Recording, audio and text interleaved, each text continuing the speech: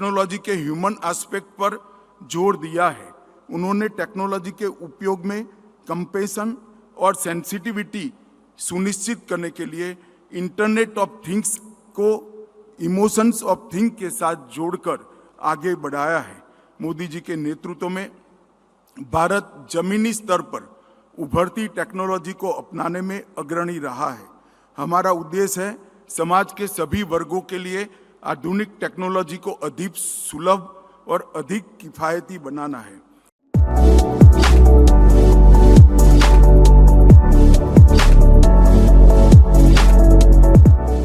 आज दुनिया की सभी सरकारें गवर्नेंस और पब्लिक वेलफेयर में डिजिटल माध्यमों को प्रोत्साहन दे रही है।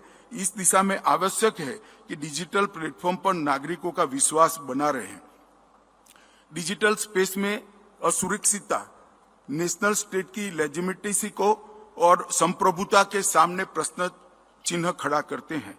हमारा इंटरनेट विजन न तो राष्ट्र को अस्तित्व के संकट में डालने वाला अत्यधिक फ्रीडम वाला होना चाहिए और न ही डिजिटल फायरवॉल जैसे आइसोलेट करने वाले इंफ्रास्ट्रक्चर से बना हुआ होना चाहिए। भारत ने कुछ ऐसे open access digital public infrastructure model खड़े किए हैं जो कि समग्र विश्व में मिसाल बने हुए हैं। हमारा डिजिटल आइडेंटिटी का Aadhaar model, real time fast payment का UPI model, open network for digital commerce ONDC, health के क्षेत्र में ओपन हेल्थ सर्विस नेटवर्क जैसे और भी है। आज दुनिया को डिजिटल पब्लिक इंफ्रास्ट्रक्चर के लिए नई व्यवस्था की जरूरत है जो इंफॉर्मेशन और फाइनेंस के प्रवाह में मध्यस्थता करे। इससे दुनिया के देशों को अपने नागरिकों को डिजिटल रूप से सशक्त बनाने में सुविधा होगी।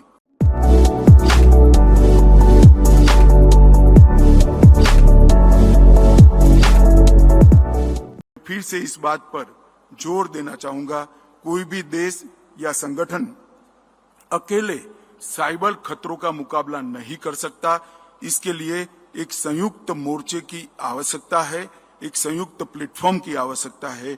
हमारे भविष्य ने हमें अवसर दिया है कि हम संवेदनशीलता के साथ टेक्नोलॉजी का उपयोग करने और सार्वजनिक सुरक्षा तथा संरक्षा सुनिश्चित करने के लिए अपनी प्रतिबद्धता पर अटल रहे। हालांकि यह कार्य अकेले सरकारों के द्वारा संभाला नहीं जा सकता, सरकारों ने भी सबको साथ में लेना पड़ेगा। हमारा लक्ष्य साइबर सक्सेस वर्ल्ड का निर्माण करना है, न कि साइबर फेल्योर वर्ल्ड का। साथ मिलकर हम सभी के लिए एक सुरक्षित और समृद्ध डिजिटल भविष्य सुनिश्चित करने हेतु इन टेक्नोलॉजी की क्षमता का उपयोग कर सकते हैं।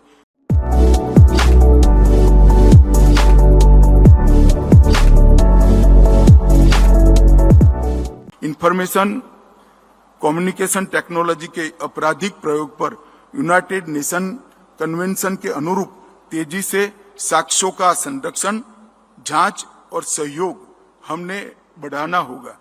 इमर्जिंग टेक्नोलॉजी के कारण उभरते खतरों से निपटने के लिए कंप्यूटर इमरजेंसी रिस्पांस टीमों को सुदृढ़ बनाना होगा। प्रभावी predictive, preventive, protective and recovery action हेतु 24/7 साइबर सिक्योरिटी मैकेनिज्म के बीच में भी हमने सहयोग और कोऑपरेशन बढ़ाना पड़ेगा। साइबर थ्रेट लैंडस्केप का स्वरूप राष्ट्रीय सीमाओं के पार तक फैल गया है, जिसके कारण साइबर क्राइम से प्रभावी रूप से लड़ने के लिए राष्ट्रों, संगठनों और स्टेक होल्डरों द्वारा कोऑपरेशन और इंफॉर्मेशन का आदान प्रदान का भी प्लेटफॉर्म बनाना समय की मांग है। रिस्पॉन्सिबल उपयोग सुनिश्चित करने के लिए ट्रांसपेरेंट और अकाउंटेबल AI और इमर्जिंग टेक्नोलॉजी गवर्नेंस फ्रेमवर्क का निर्माण करने का समय आ गया है। डिजिटल करेंसी से लैस साइबर क्राइम में वृद्धि को देखते हुए राष्ट्रों के बीच एक डेडिकेटेड कॉमन चैनल की आवश्यकता है ताकि ऐसी वित्तीय अनियमितताओं को रोका जा सके। NFT प्लेटफॉर्म की थर्ड पार्टी वेरिफिकेशन से विश्वास बढ़ेगा और आपराधिक गतिविधियों पर रोक लगेगी।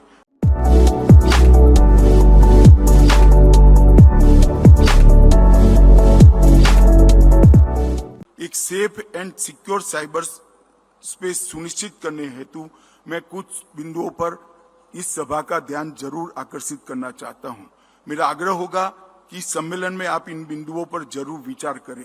डिजिटल अपराधों को काउंटर करने के लिए बने सभी देशों के कानून में एक रूपता लाने का प्रयास करना चाहिए। एक रूपता लाने के साथ साथ सभी देश के कानूनों में एक दूसरे के देश में हुए साइबर अपराधों को पकड़ने के लिए और प्रोसिक्यूशन की व्यवस्था की भी स्पेस रखनी पड़ेगी।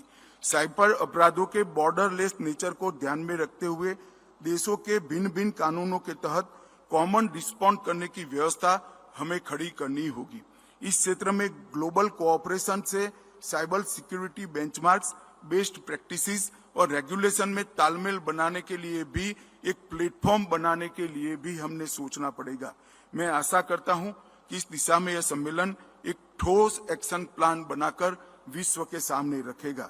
साइबर सिक्योरिटी नीतियों में इंटीग्रेटेड और स्टेबल अप्रोच से इंटरऑपरेटिबिलिटी में आसानी होगी, इंफॉर्मेशन शेयरिंग में ट्रस्ट बढ़ेगा और एजेंसियों के प्रोटोकॉल और रिस्पांस गैप में कमी आएगी। राष्ट्र के महत्वपूर्ण इंफ्रास्ट्रक्चर को सुरक्षित बनाने के लिए सदस्य देशों के बीच उद्योग और शिक्षा जगत के सक्रिय समर्थन से real time cyber threat intelligence को साझा करना इस समय की मांग है। साइबर घटनाओं की रिपोर्टिंग और उन पर कार्यवाही में सभी देशों की साइबर एजेंसियों में अधिक तालमेल करने के लिए भी एक प्लेटफॉर्म बनाना भी समय की मांग है। शांतिपूर्ण, सुरक्षित, प्रतिरोधी और open information and communication technology वातावरण के निर्माण के लिए संयुक्त प्रयासों से सीमा पार साइबर अपराधों की जांच में सहयोग आज की मांग है।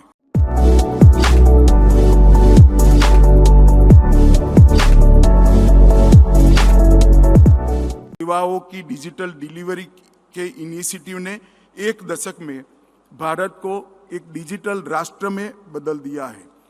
मित्रों, इसके साथ साथ ही साइबर खतरों की संभावना भी बढ़ी है।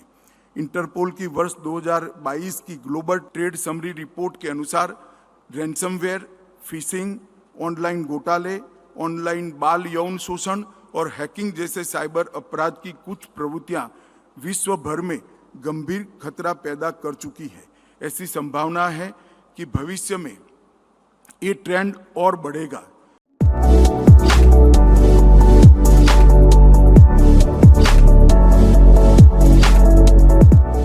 इस डिजिटल युग के मद्देनजर साइबर सिक्योरिटी ग्लोबल सिक्योरिटी के लिए बहुत महत्वपूर्ण पहलू बन गई है, जिसके इकोनॉमिकल तथा जियोपॉलिटिकल प्रभावों पर पर्याप्त ध्यान देने की आवश्यकता है।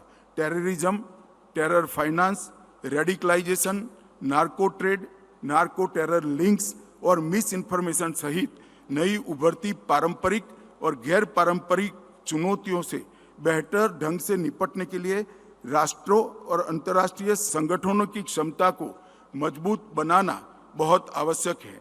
हमारी कन्वेंशनल सिक्योरिटी चुनौतियों में डायनामाइट से मेटावर्स और हवाला से क्रिप्टो करेंसी तक का परिवर्तन दुनिया के लिए निश्चित चिंता का विषय है और हम सभी को साथ मिलकर इसके खिलाफ साझी रणनीति तैयार करनी होगी।